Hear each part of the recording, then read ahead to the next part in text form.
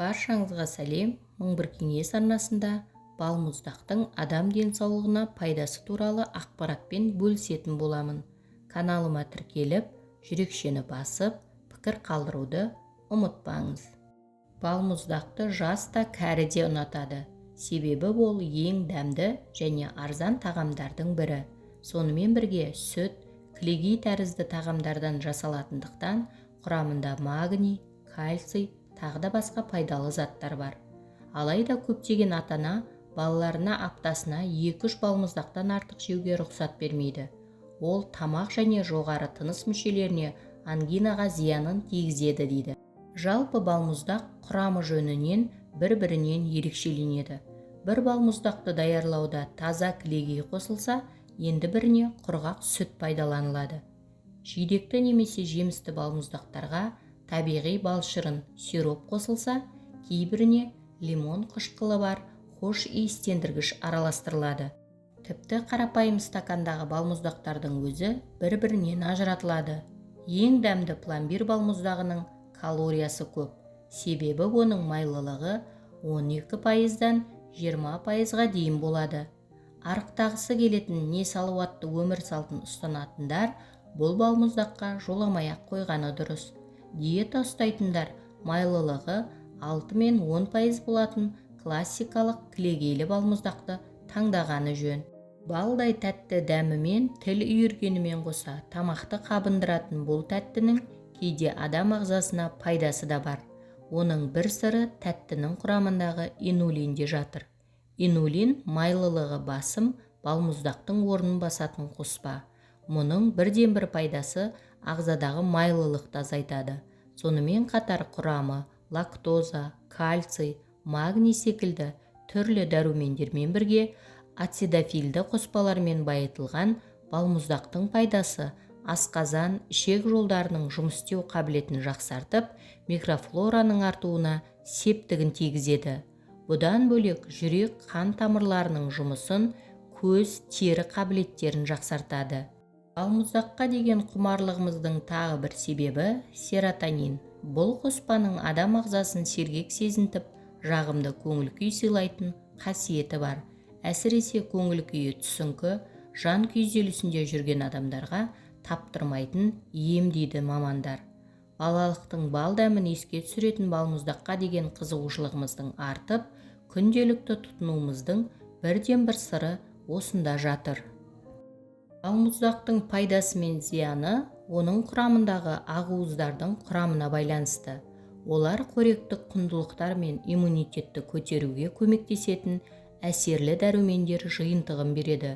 Сонымен қатар тағам құрамында иммундық жүйені ынталандыратын және тыныс жолдарының ауруларымен күресуге көмектесетін цикотиндер бар. Балмұздақтың кальцийге бай өнім ретінде пайдасы белгілі. Ол сүйек тініне пайдалы әсер етеді.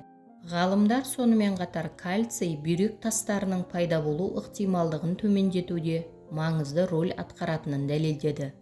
Балмұздақтың денсаулыққа маңызды пайдасының бірі қан түзуші функцияларды реттейтін және қанның ұюын болдырмайтын К дәрумені.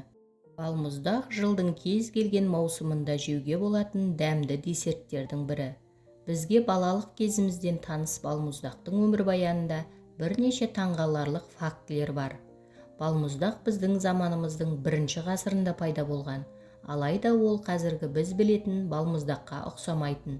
Римдік император Нерон қара келу үшін қызметшілерін тауға жұмсайтын болған. Содан соң қарды жемістер шырынымен араластырған. Ал оның қазіргі сүтті балмұздаққа ұқсайтын түрі 17-ші ғасырда Францияда пайда болған. Балмұздақ ұзақ уақыт бойы таңдаулылардың десерті болған. 19-ші ғасырдың басына дейін балмұздақ тек қымбат мейрамханаларда ұсынылған және бай отбасыларда болған. Балмұздақ тек 19-ші ғасырдың ортасында жалпы сатылымға шыққан.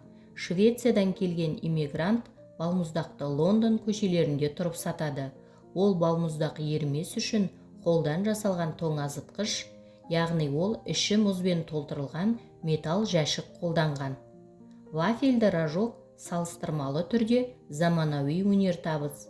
1904 жылды вафельді десерт сатушы Эрнест Хамвей Сент-Луистағы аспаздық көрмеде ойлап тапқан. Ол кезде балмұздақты ыдысқа құйып сатады. Содан соң тұтынушы ыдысты қайтарып беретін болған. Ол ыдыс жуылып, келесі адамға балмұздақ құйылып берілетін. Көрме кезінде күн қатты ыстық болғандықтан балмұздақ алушылар өте көп болады. Адамдар ыдыстардың босағанын ұзақ күтеді. Оны байқаған Эрнест Хамвей балмұздақ дайындаушыларға жіңішке вафляны орап, ыдыс жасап береді. Содан соң вафельді рожоктар тек ақшта емес, бүкіл әлемге кеңінен тарап кетеді. Қазіргі күні балмұздақ дәмінің 1000-нан аса түрі бар. Әлемде жыл сайын 15 миллиард литр балмұздақ желінеді. Бұл мөлшер 5000 олимпиадалық бассейнді толтыруға жетеді екен. Балмұздақ түрлі дәрумендер мен минералды заттарға бай, бірақ оны кез келген адамға жеуге болмайды. Егер сіз семіздікке бейім болсаңыз, гастритпен немесе панкреатитпен ауырсаңыз, қант диабетімен ауырсаңыз және холестерин деңгейіңіз жоғары болса, балмұздақ жемегеніңіз жөн. Сондай-ақ балмұздақпен бірге ыстық сусын ішуге болмайды. Ондай жағдайда тістің эмалін құртып аласыз. Бүгінгі пайдалы ақпаратым кәдеңізге жарасын.